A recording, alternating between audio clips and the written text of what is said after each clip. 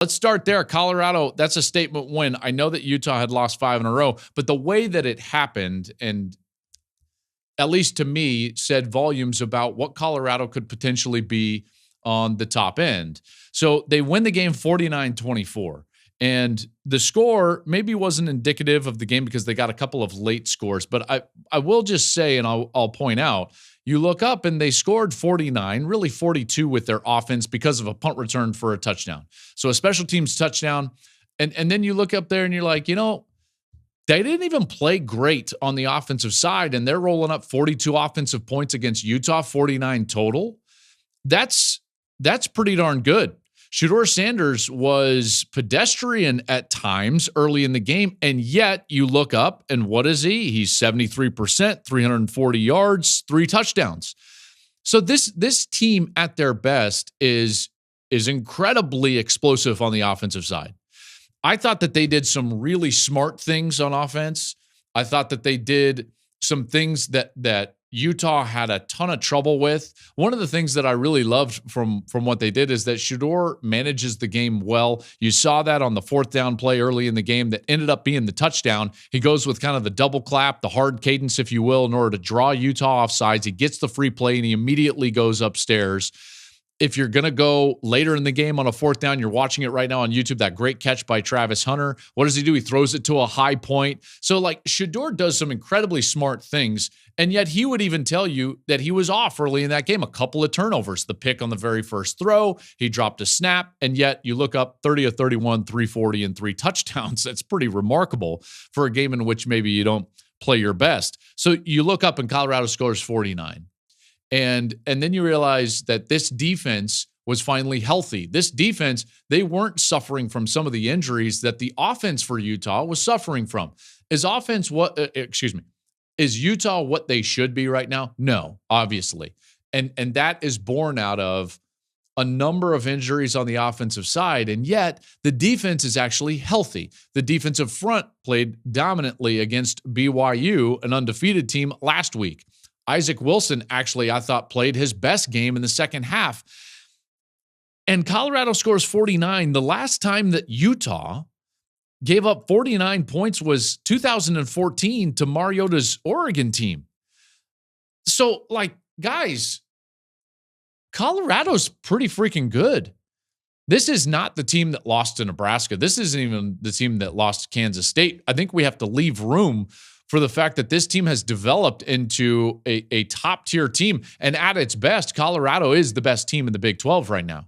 They're the most explosive. They're quality on defense, and that would be my next point.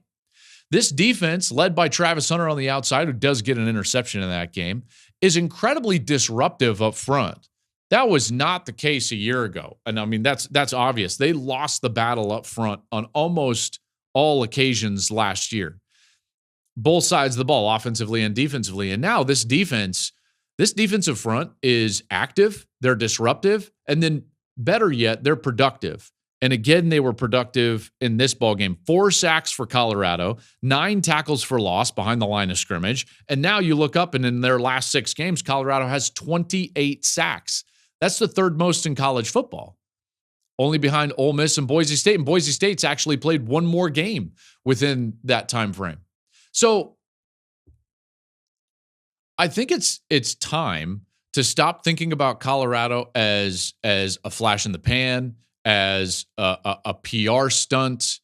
This team does things that are going to be very difficult to beat. And again, at their best, and every team does not play at their best all the time. And Colorado doesn't even play at their best, for an entire game, which Coach Sanders talks about a little bit. But at their best, they are the best team in the Big 12 because they've got the foundational pieces on defense to win the line of scrimmage, pressure the quarterback, create disruptive plays, tackles for loss. They've got excellent cover guys in the back end, including Travis Hunter, who's likely going to be the Heisman Trophy winner if they continue to win.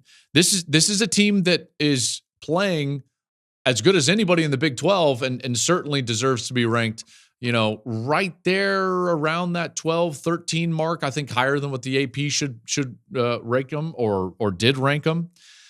part of that is that you get the foundational pieces that I've talked about, but then you also get this unicorn player in Travis Hunter. And rather than me try to describe what I saw, let's ask his quarterback. This was Shedeur talking with Jenny Taft after the game. Well, I have to ask Shedeur about this guy because this week you were so vocal about why he deserves the Heisman. Yeah. Tell me again, state your case for him.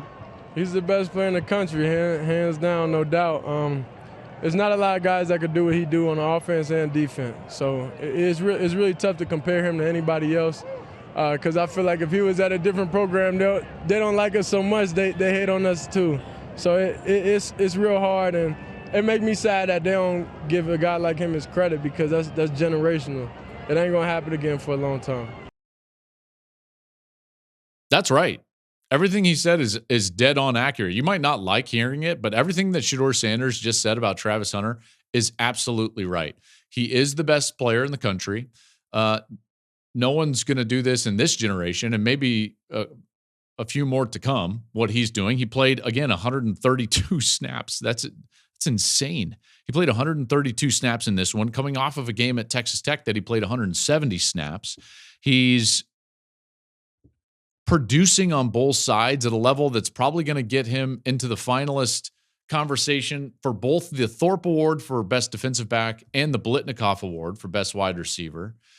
He gets a rushing touchdown, which was incredible, and he provided not only another interception, but one of the catches of the year on a fourth down. Travis, and you know what? The only part that I will disagree with Shedeur, and maybe even Dion as well, is I do think he's getting his flowers. I'm certainly giving him his flowers here, and I think others are starting to come around because the odds makers are making that abundantly clear to every fan of college football, every pundit in college football, is that this guy is the favorite to win the Heisman Trophy because it's supposed to go to the best player in college football. That's known right now. Travis is the best player in college football. That's known. Are there other players that are having great seasons? Yes, absolutely. And so I don't want this to be some sort of argument that I'm trying to diss another player or subtract from a great season that they're having. But truth be told, Travis is the best player in college football. And that's pretty clear at this point. And the odds makers are making that clear. I think a lot of people are making that clear. And if they continue to win and they get into that Big 12 championship game, then it is going to be his. And so just to button this up on Colorado, you're getting the things that you wouldn't expect, like their defensive dominance. And then you pair that with the best quarterback in the country in Shedeur Sanders and the best player in the country in Travis Hunter, and they're going to be very difficult to beat. They're 8-2. They control their own destiny to get to the Big 12 championship game. They control their own destiny to go to the college football playoff. It's quite something. Hunter is now as much in some sports books as minus 500 to win the Heisman Trophy. So he came into last week as minus like 110. He's grown his odds, or I guess subtracted his odds, however you want to call it that. But basically his odds are more in his favor to win the Heisman Trophy. Speaking of kind of the Big 12 race, because it's getting interesting, so I'll touch on this for a moment. Kansas goes on the road and beats BYU and ends BYU's undefeated season. On the road at night in Provo, that is impressive. And this is something that we talked about last week on the preview episode. With Jalen Daniels and this Kansas team, when they stayed clean from a turnover perspective, they were insanely difficult to beat. And even though their record has not been anywhere near what we thought it would be this year, I mean, let's face it, in preview episodes for the season, I was touting Kansas as a Big 12 title contender and maybe even a playoff contender. That hasn't happened for Lance Leipold. Didn't go their way. A lot of those were one-score games. Could have gone their way. And in a lot of those games, like 5 of their 6 losses were one-score games. They were, I believe, coming into this one against BYU, 0-5 in one-score games. They just couldn't get it done, largely because of the turnover issue, and that was largely Jalen Daniels' issue. Now, all of a sudden, they roll out there and they beat BYU, and this is something that we could kind of see coming. The odds makers saw it coming, I think BYU was only like a 3.5-point favorite. I took the 3.5 with Kansas. So Kansas goes out there and get that win, which then lends you to like look at BYU and like, well, what is BYU really at this point? And for BYU, I know that the Cougar fans have been upset with where I have ranked or not ranked BYU, to be more specific. But I've seen this coming week after week, ever since we were there, actually, in Provo. They handled Arizona. The next week, they needed the miracle finish against Oklahoma State to win, and they just haven't been a dominant team really since. Even against UCF, they gave up a lot of points. You saw the game against Utah, a game that they really were dead to rights in. They have a fourth down holding call against Utah. They give them some life, and then they took advantage of that. They get the field goal. This was coming for BYU. And now they play a team that outside of Colorado is the hottest team in the Big 12 next week. They're going to face Arizona State in Tempe. And Kenny Dillingham is doing some great work with Arizona State.